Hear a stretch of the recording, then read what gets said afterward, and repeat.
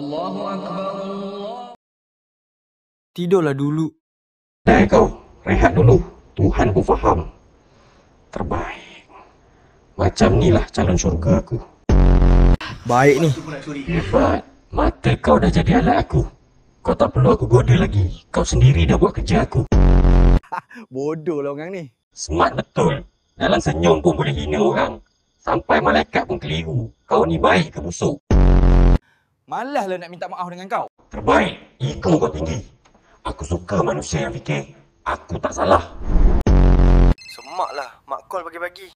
Bagus. Mak ayah tua tu pun manusia biasa. Kau tak rugi pun kalau buat mereka kecil hati.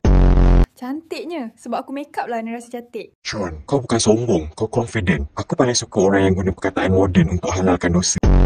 Setiap kali kau buat dosa, Iblis tak marah. Dia tepuk tangan. Dan bila kau berhenti rasa bersalah, dia tahu kau bukan lagi mangsa dia. Kau dah jadi kawan dia.